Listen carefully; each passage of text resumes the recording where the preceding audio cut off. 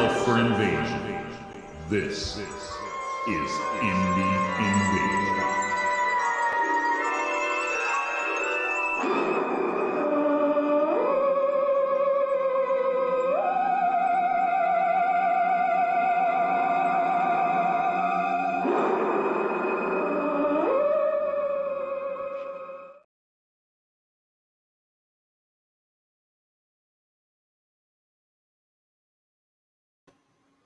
Sorry about that, guys. I was flying solo here.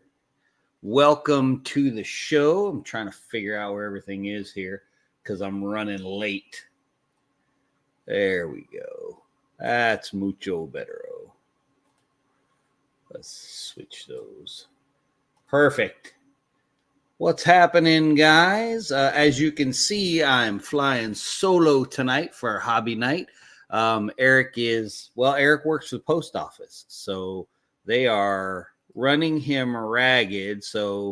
And he's having some computer troubles tonight. So he's going to take the evening off, and I'm going to paint a little bit, and that's really all I got. So I'm just going to go camera down, and probably take me a second to get my camera sorted here because, I logged on late anyway because I wasn't ready. But let's go ahead and let me switch cameras here, and we will see what we can see. What's happening, Daka Flame? Welcome. Good to have you. Let's see. All right, cool. Hopefully everybody can still hear me. If you can't, let me know. There's a little bit of what I'm working on. So if you happen to see the green thing there, got some contact dermatitis, and I have some medicine on it. So just keeping it covered for the moment so I don't get stuff all over the place. Let me see here. I'm going to switch these so I can see what I can see. Oh, I don't know what I did there. Okay. So I got a lot of stuff here I'm working on, as you guys can see, because 3D printers, I got this dude. He's, sorry, my hands are dirty. I've been gardening most of the day. That's the caterpillar from Alice in Wonderland. For a second there, I thought I got my fairy tales mixed up, but I did not. So if y'all are working on anything, let me know. Or if there's anything you want to chat about, let me know in the comments. Probably going to do a shorter episode tonight just because we're flying solo. So probably just a regular 30 minutes. But we shall see. All depends on how the painting goes, because it's not like I don't have enough stuff to paint. The disease of 3D printing has gone next level. As you can see, I've got all these bases I've printed, working on this big dude right here. He's pretty cool. I printed him. I love this guy. It's a little Ewok bounty hunter for Shatterpoint. It's pretty cool. And I got finished up an R2 unit and an R4 unit today. All outdoor hobbies during the summer months, huh? Yeah, okay, that's cool. Well, I do a lot of outside stuff, but the evenings, I like to come in here and sit down and paint after the kids go to bed, sort of wind down. Oh, and this one, I got this. I love this guy. This the wizard. Working on him right now. Got the little organ back here for this. So yeah, the Ewok bounty hunter. That's a hilarious. I know I saw that. I think that was free on Thingiverse when I was looking for Shatterpoint bases, actually.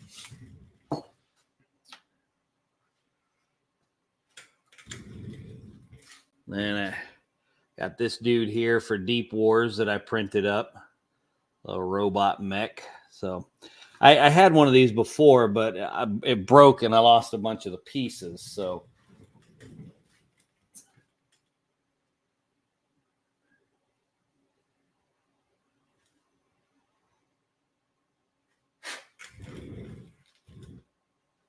I think I'm going to try a few easy ones tonight. So I got some of the Wizard of Oz stuff that I printed up. So I got these cool Tin Men. Oh, wow. He's super washed out with the white. These cool Tin Men. And then the rotten apple trees. So I'm just going to do some real quick stuff on him. And then I printed up some of these scarab bases. You can't really see those. I'll put some probably some speed paint on those. I really need to finish this guy, but I'll get to him. But yeah, Eric's between his comic show and this one and working at the post office, running him ragged, he's kind of spent. So he's taking a break tonight. So sometimes you got to do that. Sometimes you got to do that. So we're going to, based on the sheer volume of stuff I have to paint these days because of having the 3D printer, speed paints are most definitely my best friend. Just for the sheer amount of minis I have to paint. Well, not have to, but want to. So on a side note, for those who maybe haven't heard, Twisted has officially been sold to Derek Osborne, who also owns Mercs. And I talked with him the other day. So I'm super excited about Twisted stuff kicking back up. That's why I've been doing a bunch of stuff for Twisted. Because really it's the releases that do it for me, just because I don't really have anybody to play with. So it's the releases that kind of kept me going. Replaced all the guardrails in the area, dropped them off the local dump, free for the taking. Oh, wow. So you took a bunch of guardrails. Wow. What are you going to use those for? Or was your logging trailer, is that what you're going to use it on?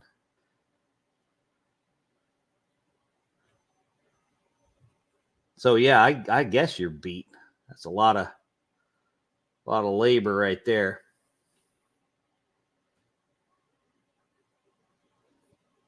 I think I may print some more of these trees just because they have a little bit of that evil look to them. Raised bed, moose fence, and pig corrals. All right, cool. That'll do it. Sounds like a homestead.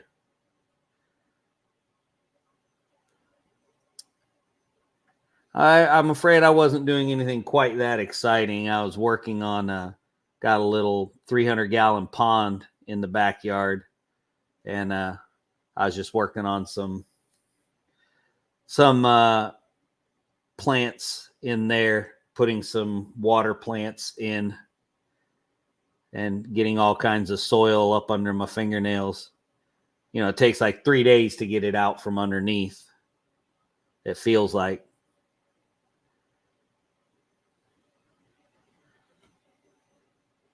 But so if anybody else is working on anything, let me know what you're working on. Like I said, nothing too fancy tonight.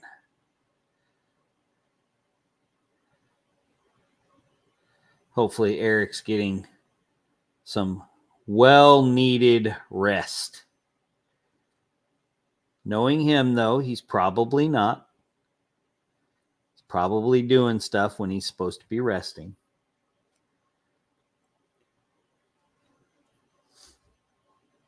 Let's see, pond sounds fun. Never done any kind of aquaculture. Well, you know, honestly, it's my first time doing that. So I've always done flowers and stuff in the backyard, some in the front, but mostly in the back. That's where we spend most of our time.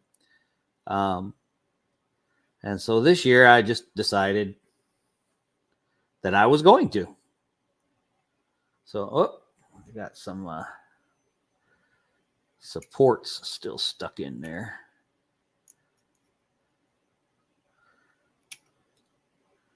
There we go. So yeah, all of this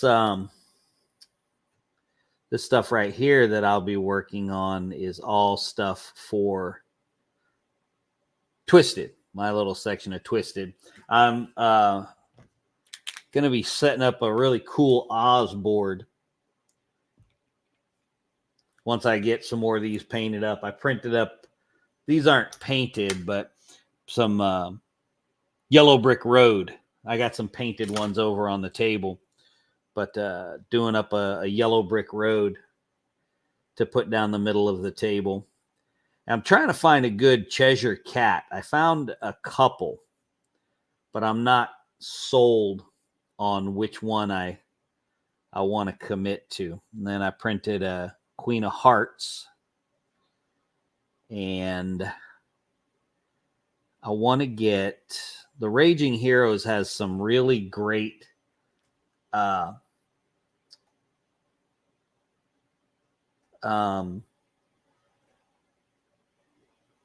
Oz 3D prints, and but it's really not expensive, but I'm so used to the more inexpensive STL files that it seems expensive. But they have some really great playing card warriors, and I want to check them out.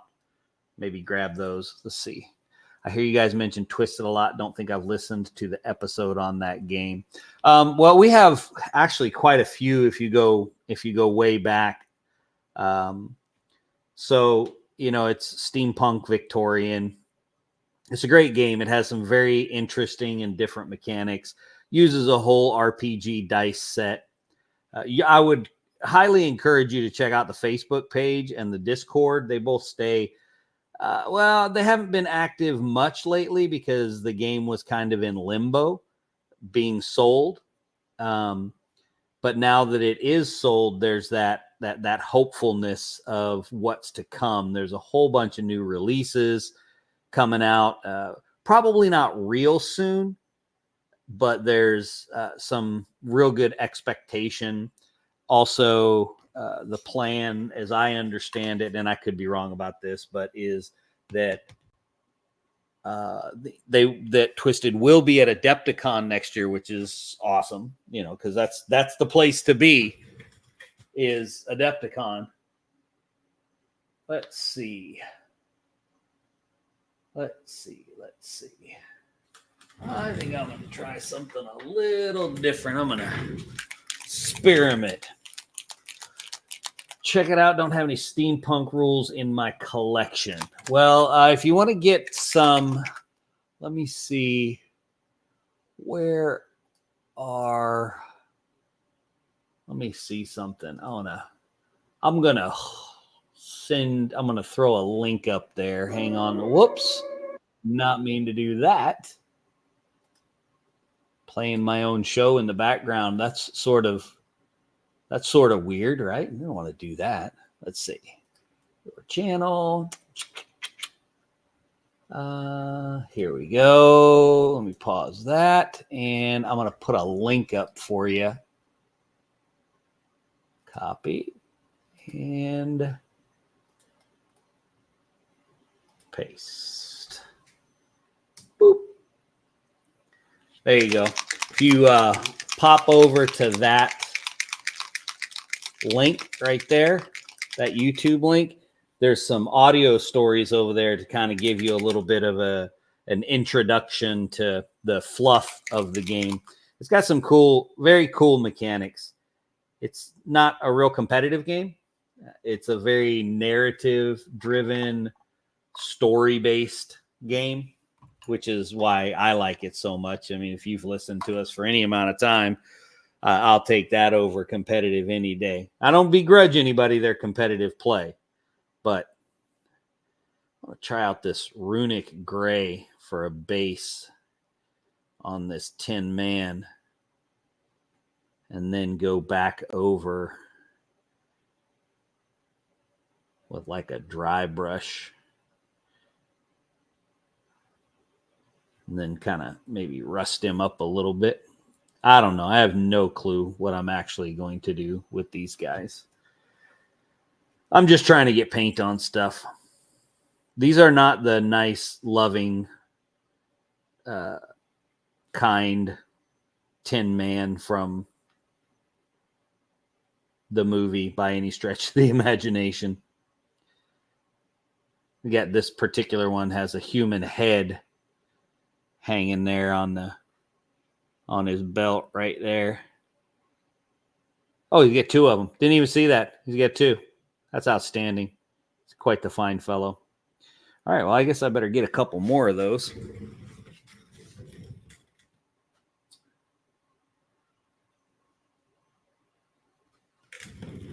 I actually printed quite a few, as you can see right there. Now, these guys, I got to show you these guys.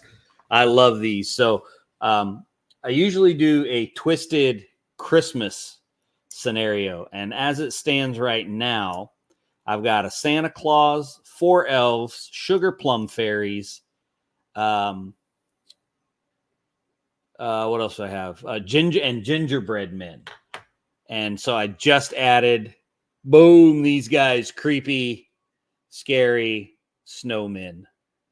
So I'm pretty excited about that. I got a batch of them. So I'm going to add them to the rotation of the Christmas scenario. Still never finished my Halloween one. The best I did was we did a Dracula.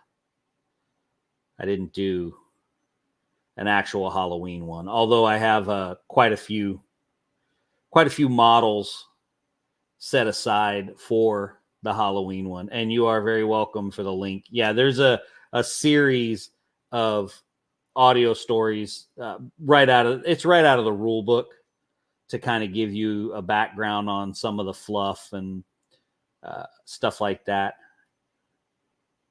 I haven't done any, I don't think I've done any how to play videos on there. I might have. I probably need to do a couple as soon as I learn how to play. No, just kidding. I kind of know how to play a little bit. It just amazes me what guys and gals are producing that you can get via My Mini Factory or Thingiverse or any of those places. It's crazy. I mean, the quality of some of this stuff is just,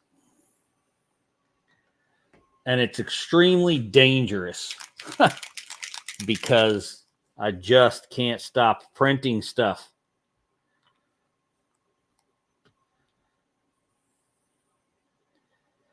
I was hoping Alder would check in tonight from Australia so he could tease me about all of the bases that I'm printing instead of I've been moving away from my clear bases. Not really. I still like clear bases, but with the ability to print them now is nice. And it's really hard to get a good bond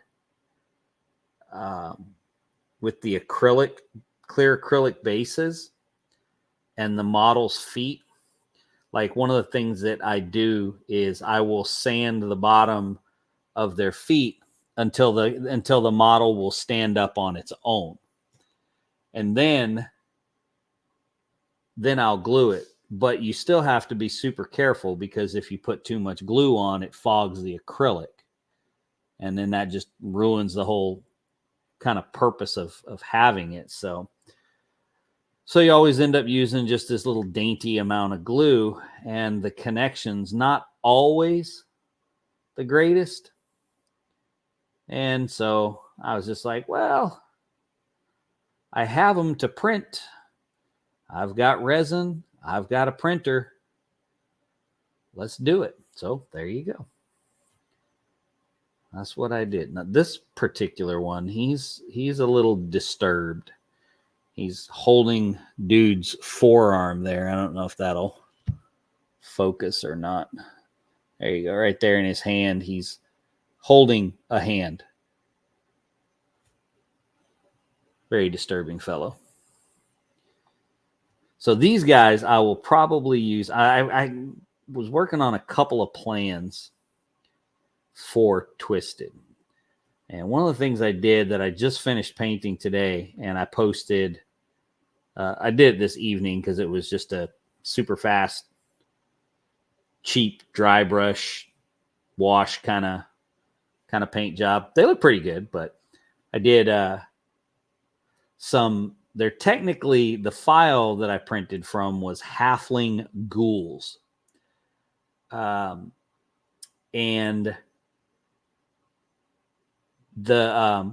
so what I did is I did them like they were failed Urkin in the Twisted universe and painted them up so that there's some more minions. And then I'm going to use these guys for minions for Lackhart, the other Tin Man. Let's see. Got a ghost army need to finish that you were planning to do clear bases for. I don't know if you've done clear bases before or not, but one of the things that I did that was super helpful, and I got this from Dave over at Pulp. Now I can't even remember. Now I just brain farted the game. Anyway, Dave and Bessie. And I keep a little piece of cardboard next to me, just a piece of scrap cardboard. And when I put the super glue on the bottom of their feet, first I'll set them right on the cardboard to get any of the excess glue off, and then stick them to the base. And that probably 90% of the time prevents any of the fogging. So it was something I saw him do. Gosh, long time. Pulp Alley. Golly, I can't believe I couldn't remember Alley. Could remember him and his wife's name, but I can't remember the name of his game. Pulp Alley, yeah. He was the one that did that. And that worked really well. But the thing about like him mounting his on clear bases, and probably for your ghosts too. You're welcome, sir. Probably for your ghosts too, they'll be light enough. The problem with the other stuff where it was becoming an issue was that if you started getting any larger guys, especially if they were metal, they would be so heavy that it just wasn't a really good connection. So, but yeah, those were some real good tips. And I'll tell you too, the best thing in the world for removing the tabs or anything from the bottom, not from resin, because, resin will shatter into a million pieces, but for plastic and metal too, is I go to the Dollar Tree and get some cheap toenail clippers. And they do an amazing job of getting a nice clean cut on the bottom so that you don't have to sand a whole bunch to get it nice and flat. That's another good tip too, is to sand the base, the bottom of it, so that the mini will stand up by itself. And that makes much better point of contact. But like I said, with the bigger ones, it was just, it was just easier to have them on a base because you can put more super glue. You can get a better bond.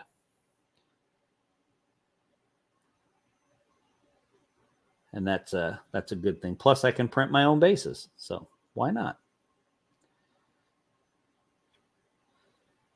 I am officially a 3D printing junkie.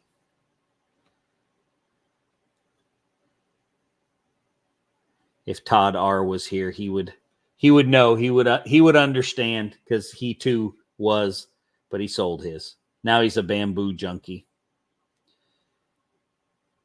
Which trying to avoid that, but I might end up with one of those too.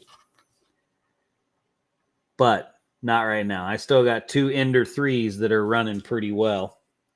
So no need to jinx that. Oh, you do have the bamboo. Oh man, I've heard just fantastic things about that, especially from Todd R. He's constantly printing stuff with that. My enders do a pretty good job. I don't do too much with them because I already have so much terrain. All right, let's see. What am I gonna do? Oh yeah, okay. Had to remember how I paint my desert bases.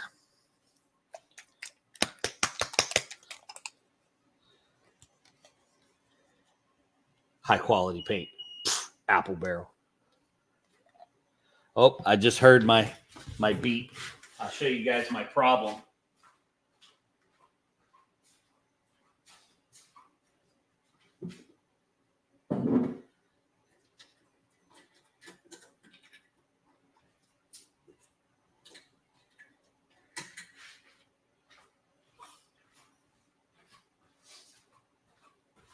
See, Alder would appreciate this. Is just bases because I can.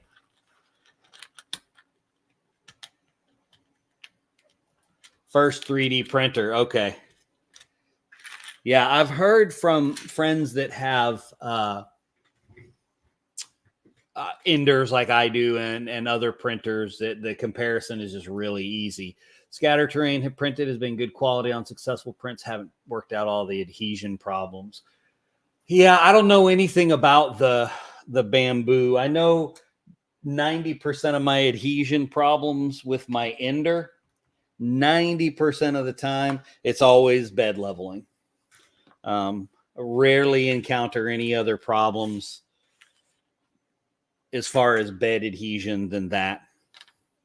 Whoops, I missed a Huzima. What's it here?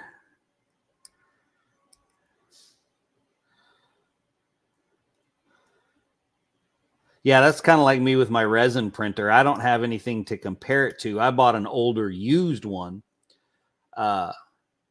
There's all this other stuff out there that's just really head and shoulders above what I have. But I mean, I got to be honest, the one that I have, it's probably way beyond even what I need. Because I've got a lot of files that are pretty dang detailed, and I haven't had any issues at all getting really good quality prints, faces, and all that stuff. I would say my detail issues with my older, because it is an older one, resin printer, generally would stem from the quality of the sculpt, not the printer itself. And again, I do not claim to be an expert on any of my printers. I just know where they're located. They're on the other side of the screen on my work, in my printer work area. But beyond that, so I'm excited to paint these scarabs because I have this. I'm not going to use that one. I'm going to use this one. The color shift paint from Green Stuff World. Man, this stuff is awesome. I love it. It gives such a really cool effect. And I use it a lot in painting stuff for Deep Wars and Shadow Sea, because Deep Wars is underwater. So lots of seashells and stuff like that. And it just has such a cool effect.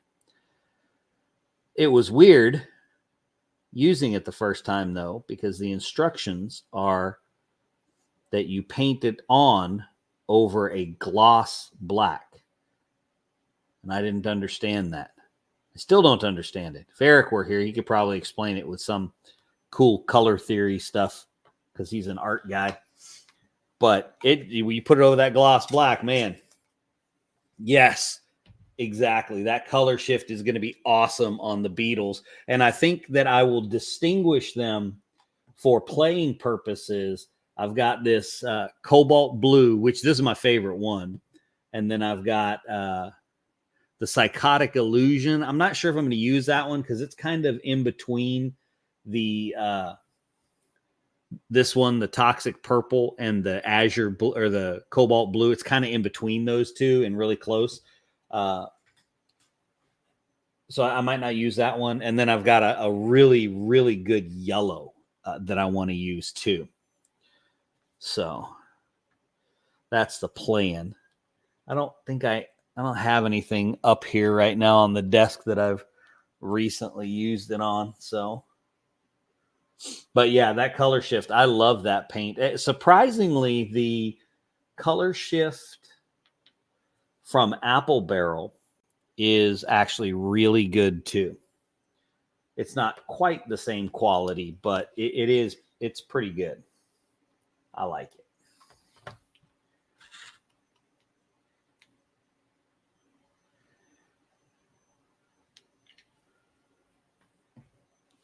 Kind of a quiet night tonight. We didn't advertise because weren't sure if we were gonna go live, but I finished up everything I needed to, and I was like, well, you know what?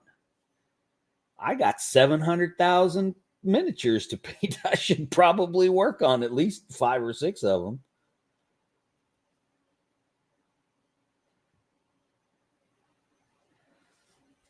I kind of like that runic gray like that, just maybe with a metallic dry brush behind it. It looks way more purple in the camera than it actually is.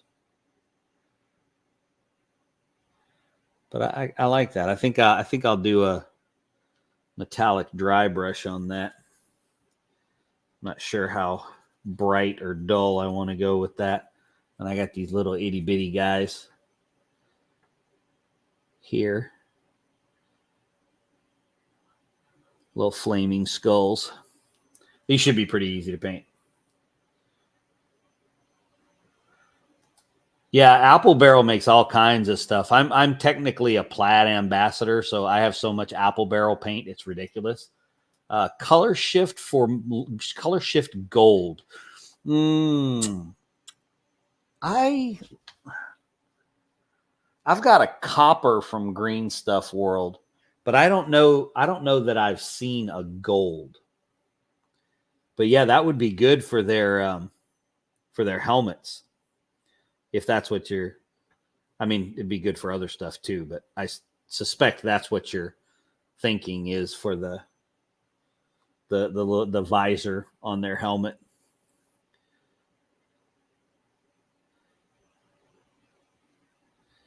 Yeah, when I first got the Apple Barrel color shift paints, I didn't think that they worked that well. And then I picked up the ones from Green Stuff World, and those had directions with them about doing it over a gloss black. And I was like, oh, that's why. Oh, hello, Harry Mason. What's happening from Chile? Welcome. Just hanging out, doing a little hobbying. Nothing too big tonight. We're short one person, but that's okay. He's taking a well-needed break. What brings you to the Indie Invasion podcast there, Mr. Harry?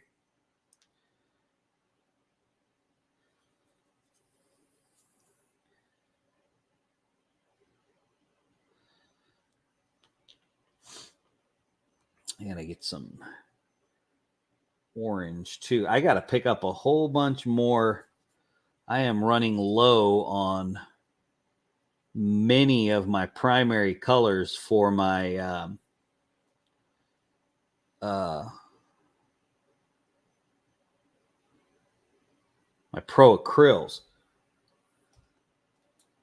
What technique do I use? Oh, I don't really have a technique. Right now, I'm just doing a little dry brushing, if that's what you're asking about. If you're asking about something else, you have to be more specific for paint. Yeah, so, well, I mean, I guess it depends on how much you know. So for painting, I just prime, and I use a lot of speed paints these days just because I have so many models to paint. I still do pretty standard block colors and stuff on like special models or big models or something that, maybe like a favorite model or something like that. I'll do a more intense paint job, or at least as intense as I'm capable of painting.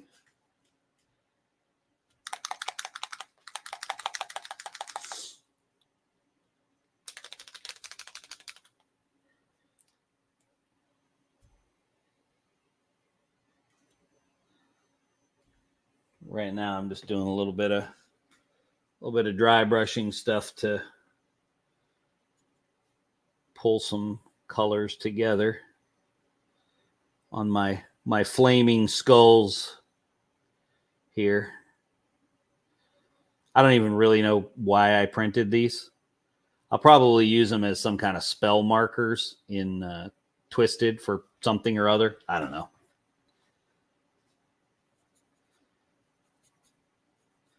They were just too cool not to print. And there is the real problem when it comes to 3D printing. You look at stuff and you're like, well, that's just too cool not to print.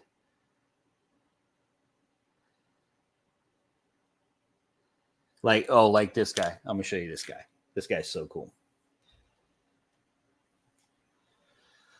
So this guy right here, he cracks me up. This is, I needed to change my water, so he's got a little resin residue on him there. But come on, focus, buddy. He is a blind Cyclops. I don't have his base printed, but this is a dude he's eating, and he's biting his head off. It's like, oh, man, that model's cool. 40K and Stormcast Eternals. Okay. Dry brushing to finish speed painting. Yeah, especially when you're doing bulk armies, man. I agree. Dry brushing is such a great technique to get you through. What do you put like Daka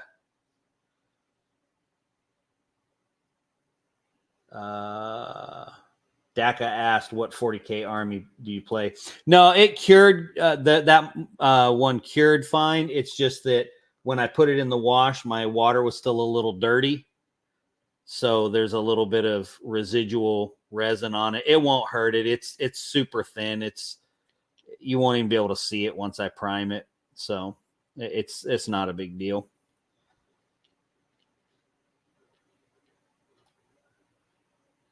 Oh, look, we got 2 people from Chile today. How about that, man? We sure are worldwide. Hello, welcome. Just sitting around doing a little painting tonight. No regular show tonight. My partner in crime is taking a break. Had a busy day. Almost threw his computer through the window because his computer was misbehaving. And yeah, so he decided he would just take a break. And I was like, that is a good idea, man. That is a good idea. Oh, he's your friend next to you. Okay, awesome. That's awesome.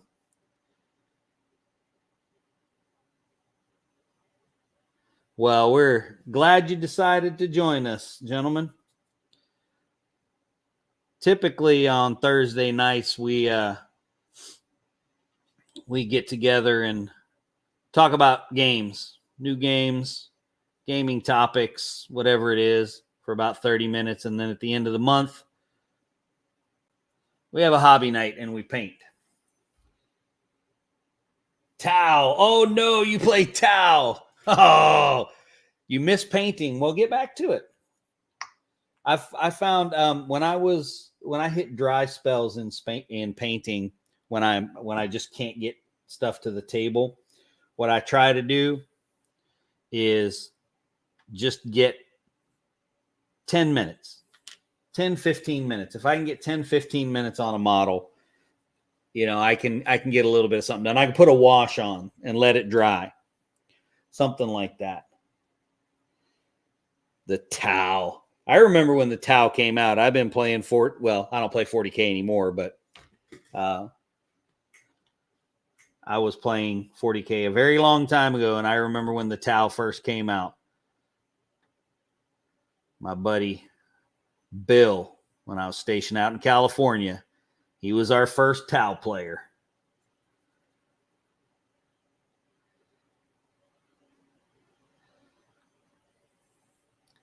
Little flaming skulls, just for fun. I might actually finish them tonight. Sometimes I like to do something like these so that I can just finish them. Feel like I've accomplished something. That's what I did with the little halfling ghouls that I painted earlier. The kids were outside playing baseball. Well, they were playing catch in the backyard. And I was like, I'm going to get these guys finished. And they were kind enough to let me do that. And not like break any bones or anything. So I had to go to the emergency room or anything. Yeah, I like how those are turning out. Those are turning out pretty good. Not really much to them. Come on. There we go. It's a little flaming skull. Pretty cool.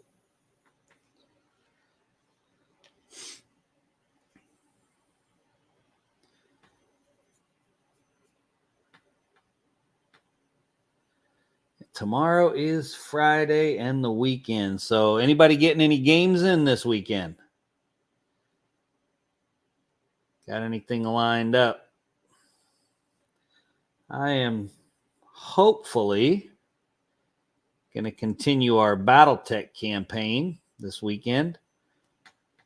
My pirates are, while I have lost the past 2 engagements with my pirates, I have inflicted heavy casualties on my buddy. Are those 3D printed? Yes, sir, they are. They are off of my 3D printer.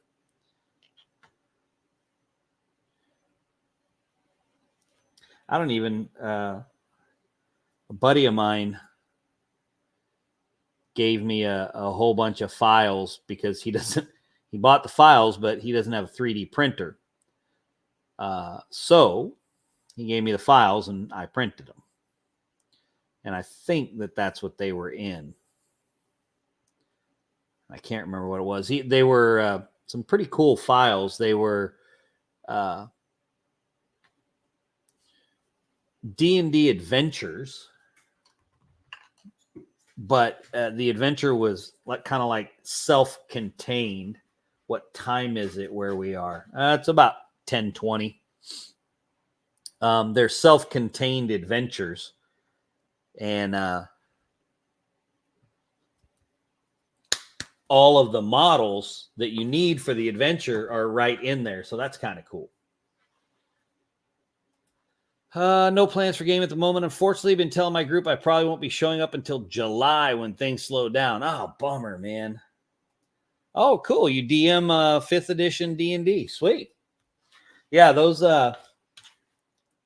those files, I think they're built for, I don't know what edition of D&D. I don't play D&D anymore. But I don't know what edition it's for, but it's basically an adventure, and all of the characters, heroes, all that stuff, props, all of it is included in the files so you can print everything. So it's just got loads of monsters and stuff, and I can use them for other games, mostly for the game Deep Wars and Shadow Sea by Antimatter Games. That's one of my favorite games, but my favorite game is Twisted, and I can use a lot of them for that game as well. And it'll be nice, because I know this won't help you guys in Chile, but the new owner is in the States which is where I am. So that's going to make that a whole heck of a lot easier to get a hold of. Yes. What color am I looking for?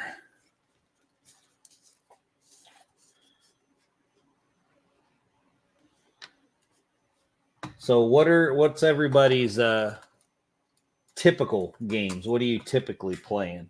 Sounds like Harry and Samuel are playing some 40K on the regular.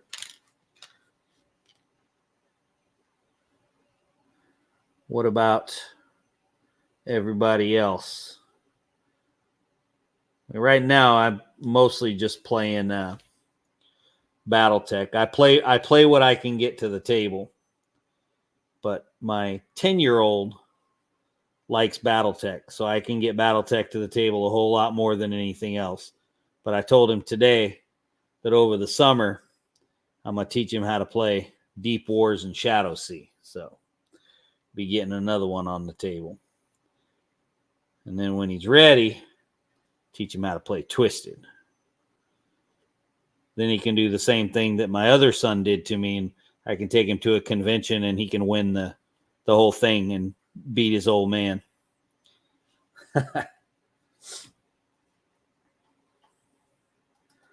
Okay, so mostly D&D for Harry. Collect a lot of rule sets, mostly end up playing 40K and D&D. You know, the thing about 40K is whether you love it or hate it, the fact remains that you can play it. There's people playing it, and then that's you can't beat that. When I was in the military, it was the game because since everybody was playing it, if you got orders and you got stationed somewhere else, there was a pretty good chance you were going to find somebody that was playing 40K as opposed to a bunch of these specialty games like I play now. All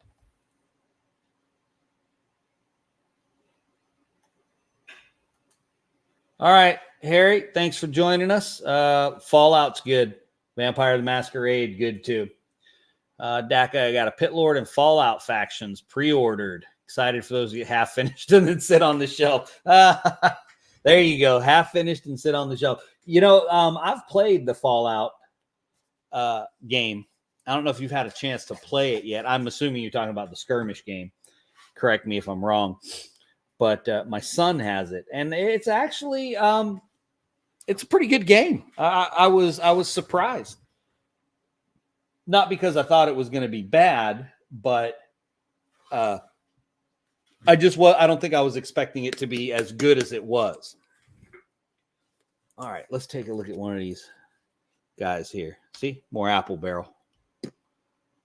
Always with the apple barrel. They have some really good metallics too. All right.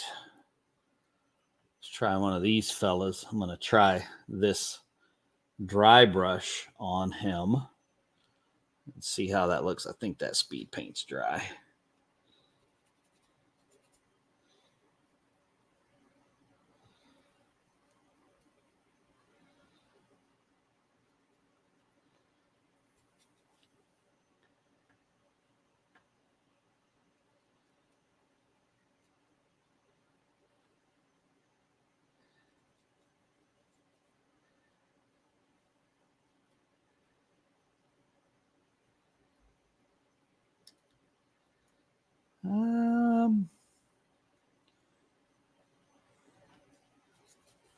Not 100% on that.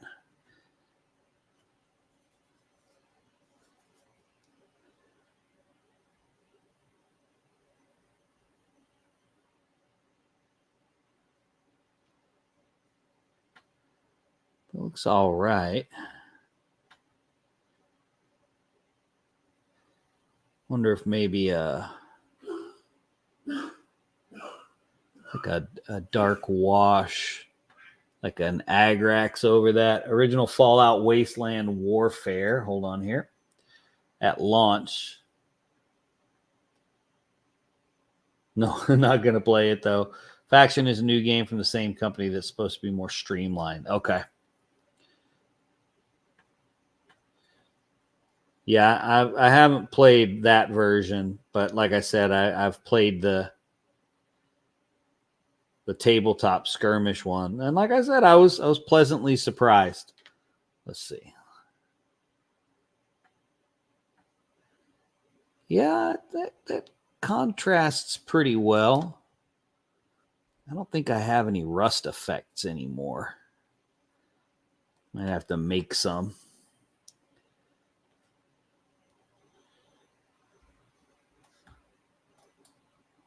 Oh, okay. All the weird tokens and stuff. Yeah, they had a bunch of weird. They did have the tokens that they had were super small. I didn't understand that. It's like you could barely even pick them up off the table. It was really weird. Seemed unnecessary for them to be like that. But I'm not a game designer. What do I know? Maybe it was just more cost effective. Who knows?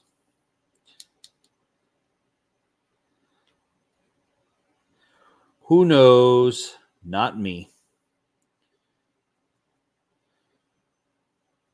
Yeah, I think that might work. I think the runic gray with the dry brush might work out okay.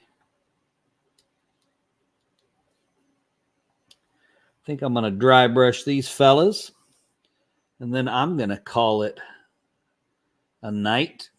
My daughter's birthday is tomorrow, so I will be hanging out with that cool girl all day long tomorrow.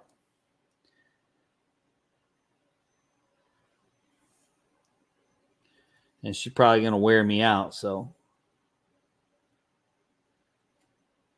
Because that's what kids do. Tire you out.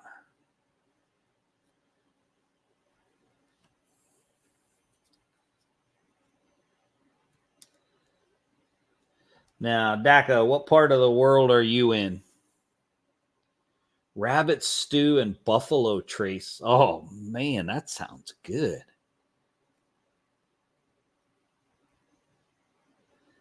I'm on my way as soon as you tell me where you are. I know it's going to be far. Alaska. Oh, where at in Alaska? My aunt lived up there for years. She was up there for,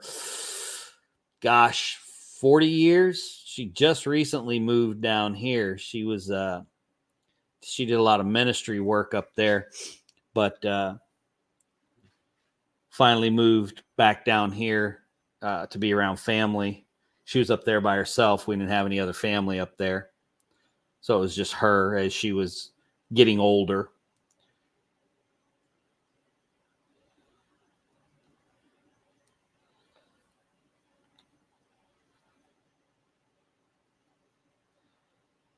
Two and a half hours north of Anchorage. Okay, cool.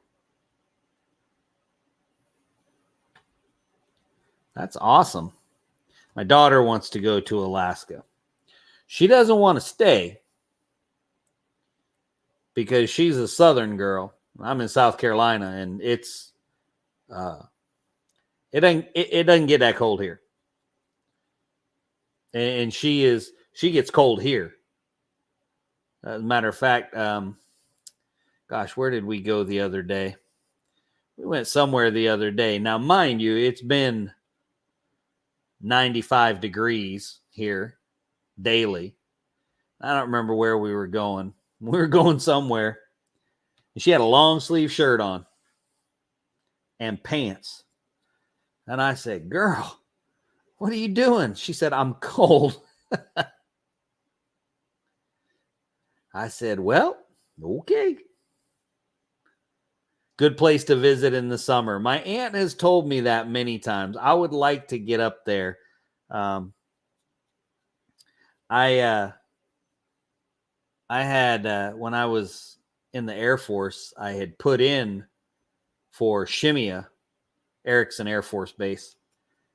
But I never got the orders cut. I was a volunteer for it. Thought that would have been kind of cool to go up there.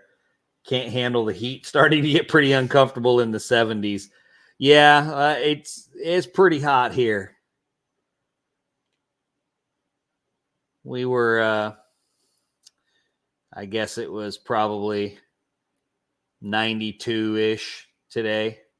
Somewhere around there.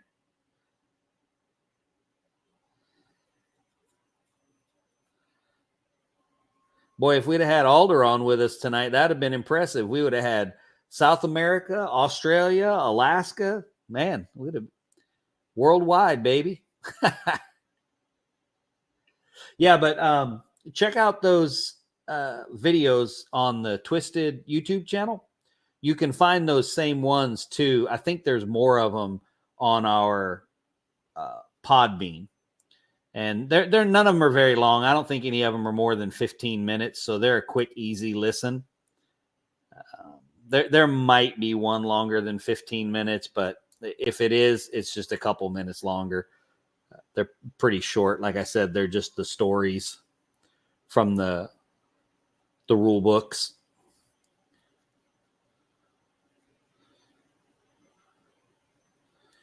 All right.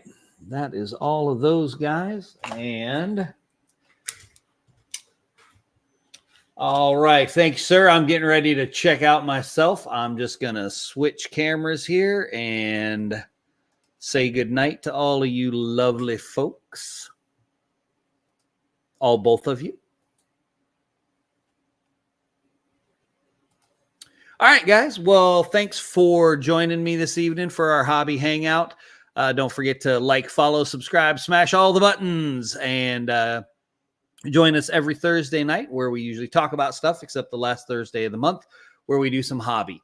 You can check us out on all the podcast area platforms. You can listen to all the audio stories, interviews that we've done, good fun stuff like that. Also, Facebook, YouTube, Instagram, X, all those places. Check us out. Drop us a line at indieinvasion@gmail.com. And you can also, speaking of the Discord, pop over to the Discord. That's where lots of pictures get posted. You can kind of zoom in on them, get a better look at them. And last, but certainly not least, don't forget to go check out Redbubble, where you can get all kinds of cool Indie Invasion merchandise, which I have none right now. Eric always, I have here we go. I've got a sticker right there. Indie Invasion shorts. Eric usually has his stuff. But until next week, guys, don't forget to prepare yourself for the invasion.